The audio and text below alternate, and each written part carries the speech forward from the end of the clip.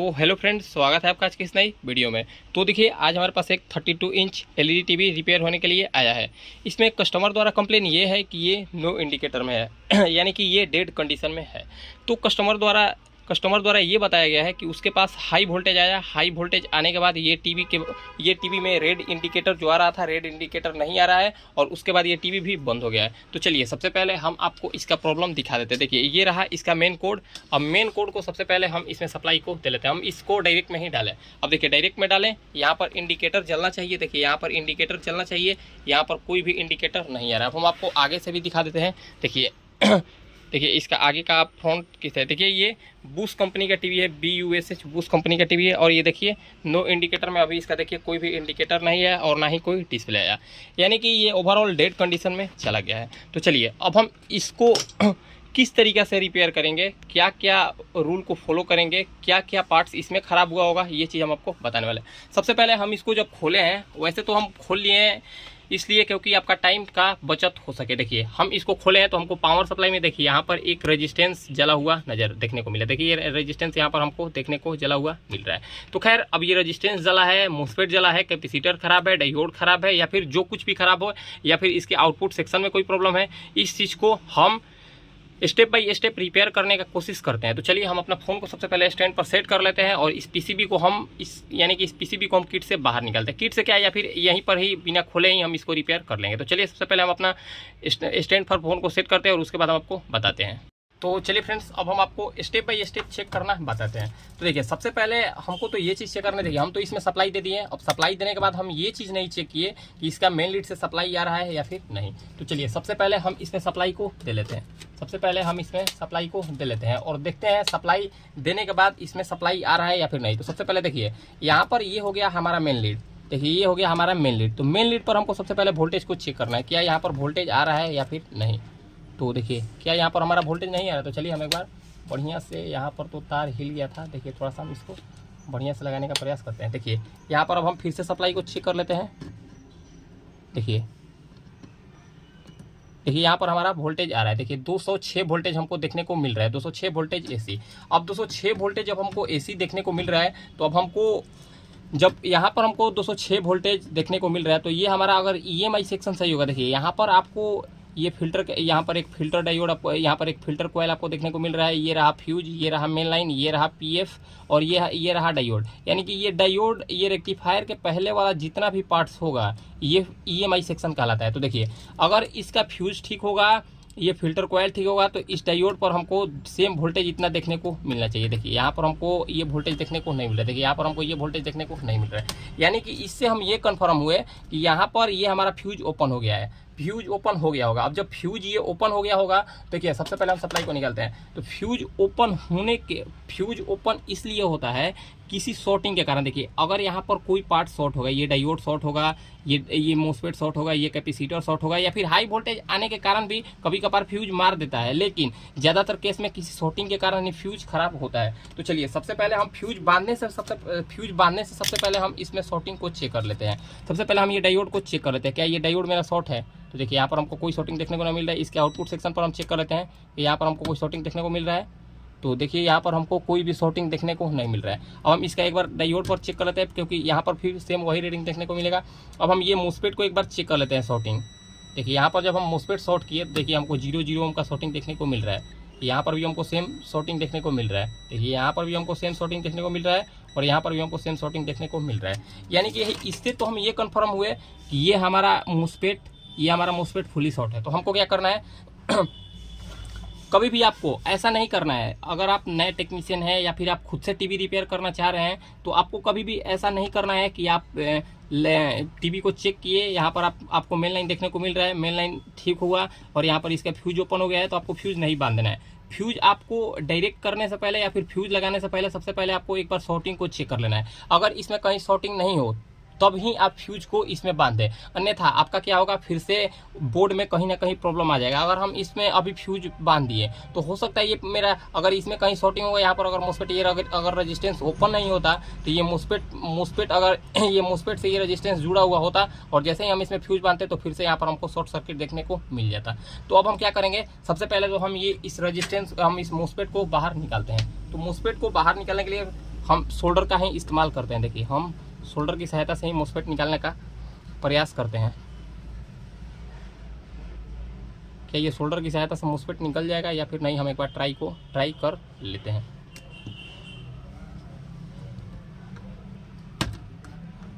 देखिए ये आराम से, देखिए फ्रेंड्स ये हमारा मोस्फेट आराम से बाहर आ गया। देखिए ये रहा हमारा वो मोस्फेट, देखिए ये रहा हमारा मोस्फेट। अब इस मोस्फेट को फिर से एक बार हम शॉर्टिंग के लिए चेक कर लेते हैं, क्या यहाँ पर अभी भी हमारा शॉर्टिंग है या फिर शॉर्टिंग कहीं और था। तो देखिए यहाँ पर हम शॉर्टिंग चेक किए, यहाँ पर भी शॉर्टिंग है, यहाँ पर भी हमको शॉर्टिंग देखने को मिल रहा है। जब हम इसको चेक किए तो ये हमारा मोस्फेट फुल्ली शॉर्ट था। तो अब हम इस मोस्फेट को बाहर निकाल लेंगे, यानी कि ये तो हमारा मोस्फेट फुल्ली बाहर निकल गया। अब हम क्या करेंगे, अब हम तो इसका शॉर्ट आइडेंटिफाई कर लिए कि इसमें ये हमारा मोस्फेट ही शॉर्ट था। तो अब जब ये हम आइडेंटिफाई कर लिए तो अब हम क्या करेंगे, अब हम इसमें फ्यूज को बांध लेंगे। देखिए हम फ्यूज को ऐसे ही ओपन कर लेते हैं। देखिए फ्यूज को हम ऐसे ही ओपन करने के बाद देखिए हम सोच रहे हैं कि इस पीसीबी को न खोले और ऊपर से ही देखिए इस पर हम जम्फर मारने का प्रयास करते हैं। तो देखिए फ्रेंड्स हम यहाँ पर इस फ्यूज को जम्फर कर दिए हैं, यानी कि जम्फर करने का मतलब ये हुआ कि ये फ्यूज को हम इस लाइन से इस लाइन को जोड़ दिए, यानी कि ये सप्लाई अब यहाँ से यहाँ पर पास हो जाएगा। अब ये जब फ्यूज जोड़ दिए, फ्यूज जोड़ने के बाद अब हम इसमें एक बार सप्लाई को देकर देखते हैं। सप्लाई देने के बाद अब इसका क्या कंडीशन रहता है। देखिए ये रहा हमारा सीरीज बोर्ड। अब सीरीज लाइन में जैसे ही हम इसमें सप्लाई दिए, देखिए ये हमारा बल्ब फुल ग्लो हो गया। जैसे ही हम इसको सप्लाई दिए हमारा बल्ब फुल ग्लो हो गया। देखिए जैसे ही निकाले ये बंद हो गया और जैसे ही डालते हैं देखिए ये हमारा बल्ब फुल ग्लो हो गया। यानी कि इससे अभी भी ये कन्फर्म हुआ है कि इसमें इस पीसीबी में अभी भी कहीं ना कहीं शॉर्टिंग है। तो अभी भी कहीं ना कहीं शॉर्टिंग है, तो शॉर्टिंग कहाँ से हो सकता है, अब हम ये चीज़ को चेक कर लेंगे। सबसे पहले हम अपना फ़ोन को एक बार फिर से स्टैंड पर सेट कर लेते हैं। स्टैंड पर सेट करने के बाद अब हम आपको बताते हैं क्या इसमें शॉर्टिंग हो सकता है। देखिए हम आपको थोड़ा सा बढ़िया से समझाने का प्रयास करते हैं। देखिए जहाँ पर अभी हम मोस्फेट को चेक किए, मोस्फेट जहाँ पर लगा हुआ था वहाँ पर हम फिर से एक बार शॉर्टिंग को चेक कर लेते हैं, क्या अभी हमारा शॉर्टिंग दूर हुआ या फिर शॉर्टिंग दूर नहीं हुआ। देखिए हम यहाँ से जैसे ही हम यहाँ पर टच कर रहे हैं तो देखिए यहाँ पर अभी कोई भी रीडिंग नहीं आ रहा है। यहाँ पर क्या है, यहाँ पर भी कोई रीडिंग नहीं आ रहा है। देखिए अब यहाँ पर तो हम चेक कर लिए। देखिए अभी शॉर्टिंग होने का कुछ पार्ट्स हो सकता है। देखिए यहाँ पर ये हमारा ड्राइवर आईसी अगर ख़राब होगा, यहाँ पर अगर ड्राइवर आईसी शॉर्ट होगा फिर भी आपको शॉर्टिंग देखने को मिलेगा। यहाँ पर देखिए यहाँ पर अगर ये पीएफ देखिए यहाँ पर अगर ये एमओबी खराब होगा फिर भी शॉर्टिंग देखने को मिलेगा। यहाँ पर ये फिल्टर कैपेसिटर शॉर्ट होगा फिर भी शॉर्टिंग देखने को मिलेगा। यहाँ पर ये डायोड शॉर्ट होगा फिर भी शॉर्टिंग देखने को मिलेगा। तो सबसे पहले हम क्या करेंगे, सबसे पहले तो हम एक बार डायोड को चेक कर लेते हैं। डायोड तो वैसे हम चेक किए हैं, डायोड शॉर्ट नहीं है। देखिए क्या अभी शॉर्टिंग बता रहा है, तो देखिए फ्रेंड्स यहाँ पर डायोड हमारा शॉर्टिंग नहीं है। देखिए डायोड यहाँ पर हमारा शॉर्ट नहीं है।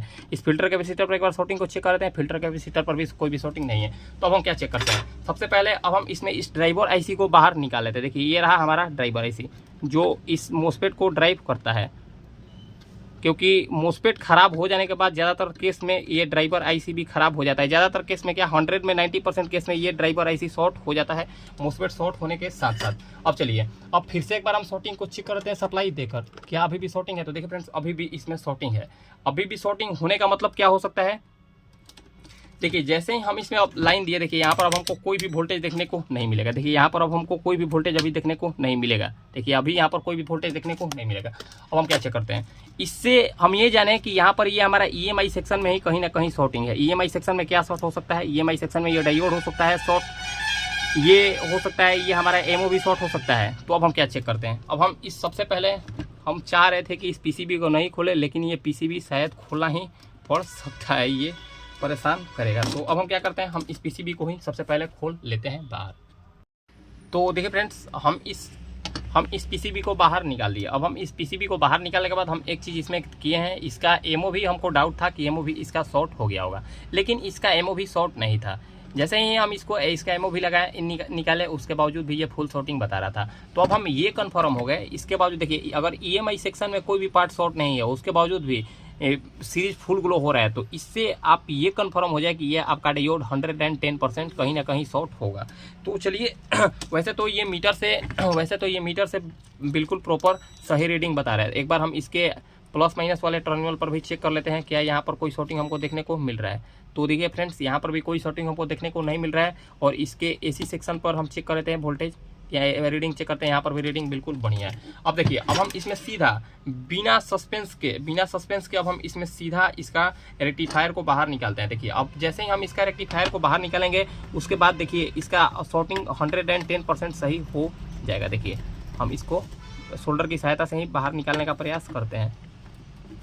देखिए फ्रेंड्स, हम इसको शोल्डर की सहायता से ही बाहर निकालने का प्रयास करते हैं और देखिए 110% बोल रहे हैं कि इसका शॉर्टिंग दूर हो जाएगा। जैसे ही हम इसका डायोड को बाहर निकालें, देखिए हम इसमें डायोड को बाहर निकालें।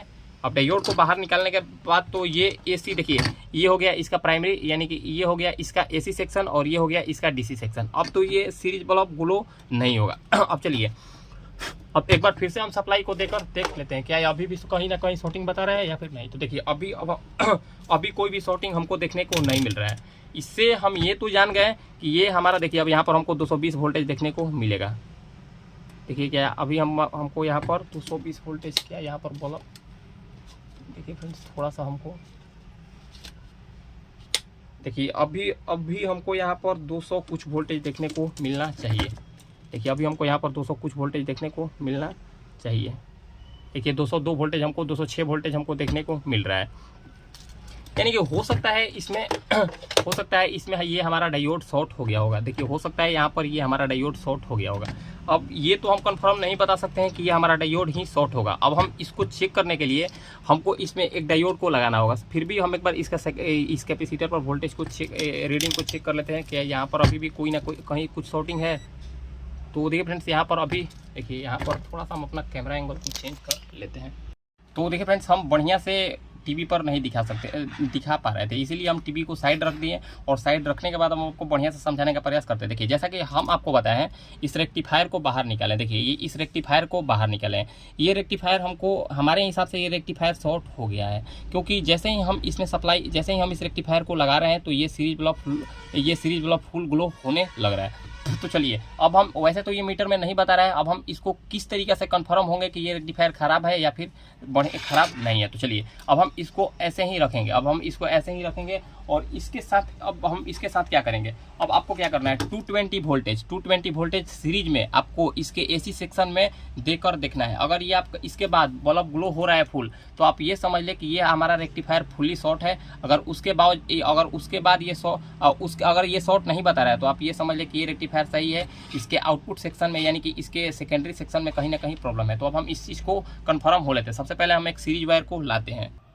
तो देखिए फ्रेंड्स, हम अपना सीरीज वायर को ला दिए। अब सीरीज वायर लाने के बाद अब आपको क्या करना है, अब आपको इसमें सीरीज में आपको इस तार को खोस लेना है, सीरीज में इस तार को प्लग इन कर लेना है। और सीरीज में लगाने के बाद आपको क्या करना है, एक बार सीरीज से ये देखिए, थोड़ा सा हमको सीरीज से आपको ये शॉर्ट करके देख लेना है, ये आपका सीरीज बल्ब फुल ग्लो हो रहा है या फिर नहीं। देखिए, ये सीरीज बल्ब हमारा फुल ग्लो हो रहा है। अब हम इसके एसी सेक्शन पर देखिए सप्लाई को देंगे। देखिए, जैसे ही हम इसमें सप्लाई दे रहे हैं, ये हमारा सीरीज बल्ब ग्लो हो रहा है। देखिए, जैसे ही हम इसमें सप्लाई दे रहे हैं, हमारा बल्ब ग्लो हो रहा है, यानी कि इससे ये हम कंफर्म हो गए कि ये हमारा रेक्टिफायर खराब है। अगर देखिए, जैसे ही हम इसमें ये सप्लाई देते और ये हमारा सीरीज बल्ब, देखिए आपको कुछ लाइट्स दिखाई दे रहा होगा, ये आप हमारे हाथ पर नज़र कीजिएगा तो ये हमारा हाथ पर कुछ रोशनी आपको देखने को मिल रहा होगा जब हम इसमें शॉर्ट कर रहे हैं। देखिए, इससे हम ये 100% कन्फर्म हो गए कि ये हमारा रेक्टिफायर शॉर्ट है। तो अब हम क्या करेंगे, अब हम इस रेक्टिफायर के जगह पर देखिए, अब हम इस रेक्टिफायर के जगह पर एक रेक्टिफायर को लगाते हैं। अब इस रेक्टिफायर के जगह पर हम देखते हैं, सबसे पहले ये देख लेते हैं कि इसी साइज का रेक्टिफायर हमारे पास है या फिर नहीं। अगर इसी साइज का रेक्टिफायर हमारे पास नहीं होगा तो हम इसके जगह पर दूसरा एक रेक्टिफायर लगाने का प्रयास करते हैं। तो सबसे पहले हम इस रेक्टिफायर को ढूंढ लेते हैं। देखिए फ्रेंड्स, हमारे पास ये एसएमडी डायोड नहीं था। देखिए, ये एसएमडी डायोड तो था, लेकिन ये ज़्यादा एम्पियर का है, हमारे पास ये एक छोटा एम्पियर का था। तो हम इसके जगह पर देखिए ये बड़ा वाला रेक्टिफायर को लगा दिए हैं, जो कि इंडक्शन पावर सप्लाई में या फिर हेवी जहाँ पर एम्पियर का इस्तेमाल हो, जहाँ पर हेवी लोड की आवश्यकता होती है, वहाँ पर ये डायोड को लगाया जाता है। तो फ्रेंड्स, ये हमारे पास डायोड था, तो हम ये रेक्टिफायर को लगा दिए हैं। तो इस रेक्टिफायर को हम किस तरीके से लगाए हम आपको बताते हैं। देखिए, इसमें आपको 4 सिंबल देखने को मिल रहा होगा। देखिए, प्लस, माइनस और ये हो गया एसी, यानी कि ये दोनों एसी सप्लाई के लिए है और ये दोनों डीसी सप्लाई के लिए है। तो देखिए, यहाँ पर आपको कुछ चीज़ मेंशन किया हुआ देखने को मिलेगा। देखिए, यहाँ पर आपको प्लस देखने को मिलेगा जहाँ पर हम रेड वायर को जोड़े हैं, यहाँ पर माइनस आपको देखने को मिलेगा जहाँ पर हम ब्लैक वायर को जोड़े हैं। और यहाँ पर देखिए एसी सप्लाई आता है, देखिए यहाँ पर एसी सप्लाई का सिंबल आपको देखने को मिल रहा होगा। देखिए यहाँ पर भी सेम सिंबल आपको देखने को मिल रहा है एसी का। और देखिए ये हम प्लस को प्लस के साथ यहाँ पर जोड़ दिए हैं और ये माइनस को हम इस माइनस के साथ जोड़ दिए हैं और ये एसी सप्लाई को हम दोनों बीच में जोड़ दिए हैं। अब इतना करने के बाद अब ये हमारा शॉर्टिंग दूर हो जाना चाहिए, क्योंकि ये तो हमारा डायोड 100%, ये तो हमारा ये रेक्टिफायर 100% शॉर्ट था। तो अब हमको क्या चेक करना है, हमको इस डायोड को लगाने के बाद हमको इस फिल्टर कैपेसिटर पर 350 के करीब वोल्टेज देखने को मिलना चाहिए। तो अब हम क्या करते हैं, अब हम सबसे पहले हम अपना फ़ोन को स्टैंड पर सेट कर लेते हैं और यहाँ पर हम 350 वोल्टेज आइडेंटिफाई कर लेते हैं। यहाँ पर हमको 350 वोल्टेज देखने को मिल रहा है या फिर नहीं। अगर यहाँ पर हमको 350 वोल्टेज देखने को मिल जाएगा तो हम इसके जगह पर ये मोस्फेट लगाएंगे या फिर इसके जगह पर हम एक मॉड्यूल लगाकर इस पावर सप्लाई को चालू कर सकते हैं। तो सबसे पहले हम क्या करते हैं, सबसे पहले हम अपना फ़ोन को स्टैंड पर फिर से लगाते हैं और हम आपको समझाने का प्रयास करते हैं। तो चलिए फ्रेंड्स, सबसे पहले हम इसमें सप्लाई को दे लेते हैं। देखिए हम इसमें एक बार सप्लाई को दे लेते हैं।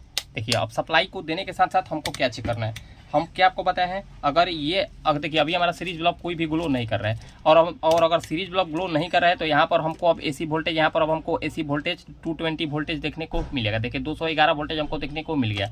अब यहाँ पर हमको जब 211 वोल्टेज देखने को मिल गया तो अब हमको यहाँ पर इस फिल्टर कैपेसिटर पर 350 वोल्टेज के करीब 250 से 350 के वोल्ट 250 से 350 के बीच में वोल्टेज देखने को मिलना चाहिए। देखिए इस फिल्टर कैपेसिटर पर हमको 293 वोल्टेज के करीब देखने को मिल गया।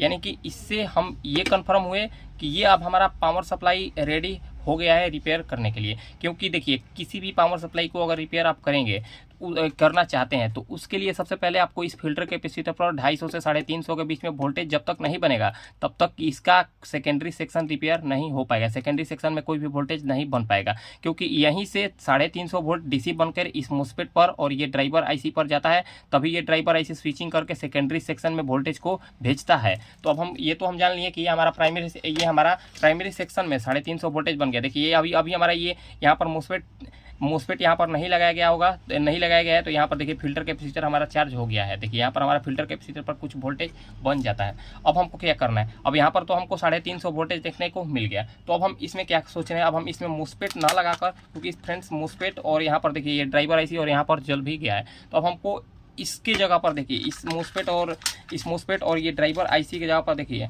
हम यहाँ पर ये 524 मॉड्यूल को इस्तेमाल में लेने वाले। देखिए ये हो गया हमारा 524 जो कि कुछ इस तरीके से आपको देखने को मिलेगा। हम इस 524 मॉड्यूल को लगाने का प्रयास करते हैं। ये फ्रेंड्स ये 524 मॉड्यूल काफ़ी कारीगर है और ये बढ़िया परफॉर्मेंस इसका है। तो अब इसको किस तरीक़ा से लगाया जाता है हम आपको बताते हैं। देखिए इसको लगाने का 2-3 तरीका है। देखिए सबसे पहले हम आपको एक तरीका बताते हैं। देखिए ये हो गया मोस्फेट के लिए, मोस्फेट के गेट पर ये रेड वायर जाएगा, ये ब्लैक वायर इस फिल्टर कैपेसिटर के ग्राउंड पर जाएगा। ये हो गया इसका येलो वायर, ये हो गया येलो वायर इस फिल्टर कैपेसिटर के। देखिए यहाँ पर ये आउटपुट सेक्शन में 12 वोल्ट जहाँ आउट होता है, इस 12 वोल्ट के प्लस वाले टर्मिनल पर यहाँ पर ये प्लस सप्लाई जाएगा और यहाँ पर ये ब्लू वाला वायर निगेटिव हो जाएगा। तो चलिए हम इसी तरीके से एक बार 12 वोल्टेज बनाकर देखते हैं। अन्यथा अगर आप इस तरीके से नहीं चालू करना चाहते हैं तो यहाँ पर देखिए एक ऑक्टो कपलर लगा हुआ है। इस ऑक्टो कपलर का 1 नंबर और 2 नंबर पिन को बाहर निकालकर और ये दोनों वायर को बाहर निकालकर यहाँ पर आपको इस ऑक्टो कपलर को भी बाहर निकाल देना है और इसके 1 नंबर और 2 नंबर पिन को यहाँ पर जोड़ देना है। तो चलिए हम उस तरीक़ा से आज नहीं करेंगे। हम इसमें देखिए सबसे पहले आपको ये आइडेंटिफाई कर लेना है, सबसे पहले आपको ये आइडेंटिफाई हो लेना है कि इसके आउटपुट सेक्शन में देखिए यहाँ पर देखिए ये हो गया इसका आउटपुट सेक्शन। यहाँ पर हमको कोई एक निगेटिव मिलेगा और यहाँ पर ये हो गया हमारा 12 वोल्ट। देखिए ये हो गया हमारा 12 वोल्ट, देखिए ये हो गया हमारा 12 वोल्ट के लिए प्लस, ये हो गया हमारा 12 वोल्ट के लिए प्लस और ये हो गया आउटपुट सेक्शन का ग्राउंड। तो देखिए सबसे पहले हम क्या करेंगे, सबसे पहले हमको निगेटिव जोड़ लेना है। निगेटिव कहाँ जोड़ना है, देखिए इस फिल्टर कैपेसिटर के, देखिए इस फिल्टर कैपेसिटर के माइनस वाला पॉइंट पर हमको ब्लैक वाला वायर को जोड़ना है। देखिए ये हम ब्लैक वाला वायर को हम फिल्टर कैपेसिटर के माइनस वाले पिन, देखिए फिल्टर कैपेसिटर के माइनस वाले पिन के साथ जोड़ देते हैं। अब देखिए अब ड्रेन पिन कौन सा होता है, अगर आपको ड्रेन पिन नहीं पता है तो आप यहाँ पर जो मोस्फेट लगा हुआ होता है उसका नंबर को आप गूगल पर सर्च करेंगे तो ड्रेन पिन आ जाएगा। अगर आपको नहीं पता है तो देखिए ज़्यादातर टीवी में, ज़्यादातर क्या है 110% टीवी में, एलईडी टीवी में देखिए ये जो इसका बड़ा वाला टर्मिनल होता है, देखिए ये जो इस मोस्फेट का ये बड़ा वाला टर्मिनल होता है यही ड्रेन पिन कहलाता है। देखिए यही ड्रेन पिन कहलाता है। तो देखिए हम सीधा यहाँ पर रेड वायर को जोड़ देंगे। देखिए हम सीधा यहाँ पर रेड वायर को जोड़ दिए। देखिए हम सीधा यहाँ पर रेड वायर को जोड़ दिए। अब आपको ये कंफर्म हो लेना है कि इसका ग्राउंड और प्लस कौन है आउटपुट सेक्शन का।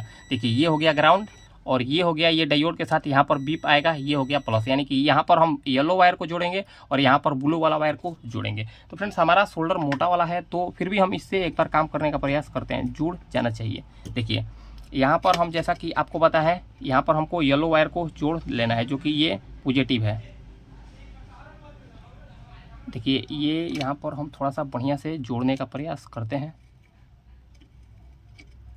देखिए ये हो गया हमारा पॉजिटिव। देखिए ये हो गया, यहाँ पर हम अपना पॉजिटिव को, देखिए यहाँ पर हम पॉजिटिव दे दिए। अब हमको ग्राउंड देना है। अब ग्राउंड हम कहीं पर भी दे सकते हैं, लेकिन ग्राउंड हम सोच रहे हैं यहीं पर ही दे दें। ग्राउंड तो वैसे तो चाहे हम कहीं भी दे सकते हैं, लेकिन हम ग्राउंड भी यहीं सोच रहे हैं दे यही बेहतर होगा। तो ग्राउंड भी हम यहीं देने का प्रयास करते हैं। देखिए ग्राउंड भी हम यहीं पर दे दिए। देखिए अगर आपको कनेक्शन नहीं समझ में आ रहा है तो आप बढ़िया से एक बार समझने का प्रयास करें। देखिए ये हो गया माइनस ये फिल्टर कैपेसिटर का माइनस वाला पिन पर आपको ब्लैक वायर को जोड़ना है। इस मोसफेट के ड्रेन पिन पर रेड वाला वायर को जोड़ देना है। येलो वाला वायर को येलो वाला वायर के आउटपुट कैपेसिटर के प्लस वाले पिन पर और ब्लू वाला वायर को आउटपुट कैपेसिटर के माइनस वाले पिन पर जोड़ लेना है। अब जोड़ने के बाद देखिए अब इसमें हम एक अलग से इंडिकेटर अपने पास से लगा देते हैं, क्योंकि टीवी तो हम खड़ा कर दिए, टीवी खड़ा। अब सबसे पहले हम ऐसे पावर सप्लाई को रिपेयर करते हैं, उसके बाद हम इसमें इंडिकेटर को लगाएंगे, ओरिजिनल वाला इंडिकेटर को लगाएंगे। और इसका सबसे पहले हम आपको आउटपुट वोल्टेज को चेक करा लेंगे। और ये रहा हमारा इंडिकेटर जो कि हम इसमें अलग से लगा रहे हैं चेक करने के लिए। अब चलिए ये करने के बाद हम इसमें सप्लाई को दे लेते हैं। देखिए जैसे ही हम इसमें सप्लाई दिए अभी हमको कोई भी आउटपुट सप्लाई देखने को नहीं मिल रहा है, क्योंकि अगर इसमें हमको आउटपुट सप्लाई देखने को मिलता तो देखिए यहाँ पर हमको रेड वाला वायर देखने, यानी कि रेड वाला बत्ती हमको देखने को मिलना चाहिए। तो हम इसमें एक बार आउटपुट सप्लाई देख लेते हैं क्या हमारा आउटपुट सप्लाई बन रहा है या फिर नहीं। देखिए आउटपुट सप्लाई तो यहाँ पर हमको कोई भी नहीं देखने को मिल रहा है। हम यहाँ पर एसी वोल्टेज को एक बार चेक कर लेते हैं कि यहाँ पर हमको एसी वोल्टेज देखने को मिल रहा है। तो हाँ यहाँ पर हमको एसी वोल्टेज देखने को मिल रहा है। यहाँ पर हमको डीसी वोल्टेज देखने को मिल रहा है। तो देखिए डीसी वोल्टेज यहाँ पर हमको देखने को मिल रहा है। यहाँ पर देखिए यहाँ पर हमको वोल्टेज देखने को मिलना चाहिए था। देखिए इस ड्रेन पिन पर हमको वोल्टेज देखने को मिलना चाहिए था, जो कि ड्रेन पिन पर हमको वोल्टेज देखने को नहीं मिलना चाहिए, नहीं मिल रहा है। तो इस ड्रेन पिन पर हमको वोल्टेज क्यों नहीं देखने को मिल रहा है ये चीज़ हम आपको बताते हैं। देखिए यहाँ से जो ये रेजिस्टेंस ओपन हुआ है, देखिए यहाँ से ये जो रेजिस्टेंस ओपन हुआ है यही ये ड्रेन पिन का रेजिस्टेंस है। अब देखिए ये वाला वायर को देखिए हम जैसे ही, देखिए हम इस कैंची की सहायता से जैसे ही हम इसको यहाँ पर शॉर्ट करेंगे, देखिए हो सकता है यहाँ पर हमारा पावर सप्लाई ऑन हो जाए। हम एक बार ट्राई कर लेते हैं। देखिए जैसे ही हम इस वाला वायर को टच किए, देखिए हम जैसे ही यहाँ वायर को टच किए, देखिए यहाँ पर हमको, देखिए यहाँ पर हमारा ये इंडिकेटर भी आ गया। देखिए जैसे ही हम इसको हटाएं इंडिकेटर चला गया। और देखिए जैसे ही हम ये यहाँ पर हम वायर को टच करेंगे, देखिए यहाँ पर हम एक तार को जोड़ेंगे, देखिए यहाँ पर हमारा इंडिकेटर आ गया। यानी कि देखिए हम इसको निकालते हैं। देखिए जैसा जो हम आपको समझाने का प्रयास कर रहे हैं आप समझने का कोशिश कीजिए। देखिए जैसे ही ये मोसफेट जला होगा तो यहाँ पर ये फ्यूज के रूप में यहाँ पर एक रेजिस्टेंस लगाया जाता है, ताकि अगर ये मोसफेट शॉर्ट हो तो ये रेजिस्टेंस जल जाए, बोर्ड में और भी कहीं ज़्यादा दिक्कत ना आ पाए। तो हम क्या करते हैं, हम यहाँ पर इस रेजिस्टेंस को यहाँ पर सीधा सोल्डरिंग करके बाईपास कर देते हैं। इससे खैर कोई मतलब नहीं है, क्योंकि अभी तो देखिए हम इसको यहाँ पर डायरेक्ट कर दिए। देखिए हम इसको यहाँ पर डायरेक्ट कर दिए। अब देखिए अब हम इसको एक बार सप्लाई को फिर से दे लेते हैं। सप्लाई देखिए सप्लाई जैसे ही दी है यहाँ पर हमारा रेड इंडिकेटर आ गया। रेड इंडिकेटर आने का मतलब ये हो गया कि ये हमारा पावर सप्लाई ओके हो गया। अब इसका हमको आउटपुट वोल्टेज चेक कर लेना है। या आउटपुट वोल्टेज हमारा 12 वोल्ट प्रॉपर बन रहा है या फिर कम बन रहा है। देखिए यहाँ पर हमको 17 वोल्टेज देखने को मिल रहा है, जो कि काफ़ी ज़्यादा है। हमको यहाँ पर 12 वोल्टेज के तकरीबन 12 वोल्टेज 13 वोल्टेज के तकरीबन देखने को मिलना चाहिए। यहाँ पर ये 17 वोल्टेज ये हमारा टीवी को नुकसान कर सकता है, तो हम इसको कम कर दिए। अब एक बार फिर से हम एक बार चेक कर लेते हैं क्या यहाँ पर वोल्टेज, क्योंकि फ्रेंड्स यहाँ पर 12 वोल्टेज से ज़्यादा बनेगा तो दिक्कत हो सकती है। देखिए 11.94, देखिए 11.94, देखिए 11.93 वोल्टेज देखने को मिल रहा है। 11.93 वोल्टेज देखने को मिल रहा है। ये बिल्कुल प्रॉपर हो गया। थोड़ा सा अगर हम चाहे तो बढ़ा सकते हैं। देखिए अब हमारा स्टैंड बाई भी ऑन हो गया, तो देखिए स्टैंड बाई वोल्टेज भी हमारा बन गया। यहाँ पर 12 वोल्टेज बन गया प्रॉपर, यानी कि ये पीसीबी हमारा बिल्कुल प्रॉपर ओके हो गया। हम थोड़ा सा यहाँ पर वोल्टेज को बढ़ाएंगे, 12.5 के तकरीबन करेंगे, क्योंकि यहाँ पर बैकलाइट का लोड पड़ेगा तो थोड़ा सा वोल्टेज ड्रॉप होगा। देखिए तो यहाँ पर हमको 11.92 तकरीबन वोल्टेज देखने को मिल रहा है। तो हम यहाँ पर वोल्टेज को बढ़ाएंगे, और यहाँ पर वोल्टेज बढ़ाने के बाद अब हम क्या करते हैं, फाइनली हम टीवी में सेट करते हैं, और टीवी में सेट करके हम आपको फाइनली रिजल्ट दिखाते हैं इसका। तो देखिए फ्रेंड्स, फाइनली हम इस टीवी को बढ़िया से रिपेयर कर दिए हैं। देखिए यहाँ पर ये जो रेक्टिफायर ख़राब था तो हम यहाँ पर ये वाला रेक्टिफायर को लगाए हैं, और ये देखिए ये रेक्टिफायर को हम यहाँ पर नट की सहायता से बढ़िया से कस लिए हैं ताकि ये यहाँ पर हिले ना। और देखिए यहाँ पर ये जो 524 मॉड्यूल लगा हुआ था, देखिए हम इस 524 मॉड्यूल को यहाँ पर ये बढ़िया से सेट कर दिए। यहाँ पर एक नट की सहायता से हम बढ़िया यहाँ पर टच कर दिए। देखिए यहाँ पर भी ये थोड़ा सा भी ये अब नहीं हिलेगा। अब चलिए, अब यहाँ पर सेट करने के बाद हम वोल्टेज को थोड़ा सा तो बूस्ट किए, यानी कि थोड़ा सा वोल्टेज को बढ़ाए हैं। अब चलिए, वोल्टेज बढ़ाने के साथ साथ सबसे पहले देखिए हम इसको एक बार सीरीज में लगाकर चेक कर लेंगे। सीरीज में लगाने के बाद क्या है, यहाँ पर रिस्पॉन्स आता है। तो देखिए जैसे ही हम सीरीज में लगाए, देखिए यहाँ पर अब जो उस टाइम इंडिकेटर नहीं आ रहा था, देखिए अब यहाँ पर इंडिकेटर आ गया। इंडिकेटर आने के साथ साथ देखिए यहाँ पर बैक लाइट भी चला है। ये सीरीज लोड नहीं ले पा रहा है, तो अब हम इसको डायरेक्ट में लगा लेते हैं। देखिए अब हम इसको जैसे ही हम डायरेक्ट में लगाए, देखिए यहाँ पर ये हमारा सीरीज यानी कि ये इंडिकेटर जल गया। इंडिकेटर जलने के साथ साथ देखिए यहाँ पर अब ये हमारा बैक लाइट भी ऑन हो गया। देखिए यहाँ पर ये आपको बैक लाइट भी नज़र आ रहा होगा, ये हमारा बैक लाइट भी ऑन हो गया। अब हम इसका ग्राफिक एक बार देख लेते हैं। देखिए ये इसका ग्राफिक भी आ गया। देखिए ये AV2 नो सिग्नल, देखिए यहाँ पर AV2 नो सिग्नल का ग्राफिक आ गया, जो कि उस टाइम ये डेड कंडीशन में था, नो इंडिकेटर में था। और ये अब देखिए ये अब हमारा ये टीवी बिल्कुल ओके हो गया। इसमें प्रॉब्लम क्या था, इसमें ये हाई वोल्टेज आने के कारण देखिए इसका मोसफेट, देखिए इसमें हाई वोल्टेज आने के साथ साथ इसका यहाँ पर देखिए हाई वोल्टेज आने के साथ इसका ये डायोड और यहाँ पर ये मोसफेट ड्राइवर IC इतना पार्ट्स इसका ख़राब हो गया था, और यहाँ पर एक फ्यूज लगा हुआ था वो भी ख़राब हो गया था।